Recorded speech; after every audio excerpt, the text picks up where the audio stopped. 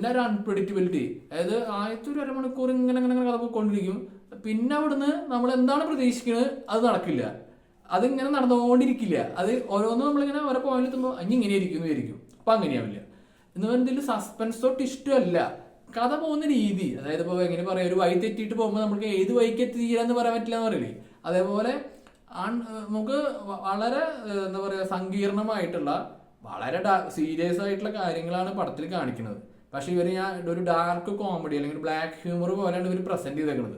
അതായത് ആ വളരെ ഇന്റൻസ് ആയിട്ടുള്ള മർഡർ അങ്ങനത്തെ കാര്യങ്ങൾ നടക്കുമ്പോഴും ഇവരത് പ്രസന്റ് ചെയ്യുന്ന രീതി കുറച്ച് ലൈറ്റ് ആയിട്ട് കുറച്ച് എൻഗേജിങ് ആയിട്ട് ഒരു സ്റ്റൈലിഷ് മാനറിലാണ് പോണത്. സിനിമാറ്റോഗ്രാഫി ഒക്കെ പല രംഗങ്ങളിൽ ഇത് എങ്ങനെ ഒരു എടുത്തു നമ്മൾ തോന്നും. അങ്ങനത്തെ ചില ഷോട്ടുകളൊക്കെ ഉണ്ട്, കണ്ടാൽ മനസ്സിലാവും.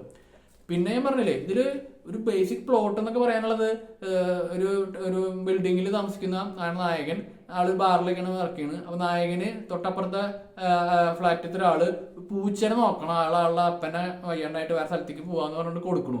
അവിടുന്ന് അങ്ങോട്ട് ഓരോ ഇവന്റ്സ് ഇങ്ങനെ ഉണ്ടാവുകയാണ്. ആ പൂച്ച ഭയങ്കര ഒരു ഇമ്പോർട്ടന്റ് റോളാണ് കേട്ടോ. പൂച്ച ഇവൻ പടത്തിന്റെ ഒരു മെയിൻ കഥാപാത്രമാണ്. അപ്പൊ എന്നിട്ട് ഞാൻ പറഞ്ഞില്ല, പൂച്ചനെ നോക്കാൻ ഏൽപ്പിച്ചു. അവിടുന്ന് അങ്ങോട്ട് ഓരോ ഇവന്റ്സ് ഉണ്ടാവണു. ആ ഇവന്റ്സ് ഉണ്ടാവുമ്പോൾ പല പല പ്രശ്നങ്ങൾ, പല പല കാര്യങ്ങൾ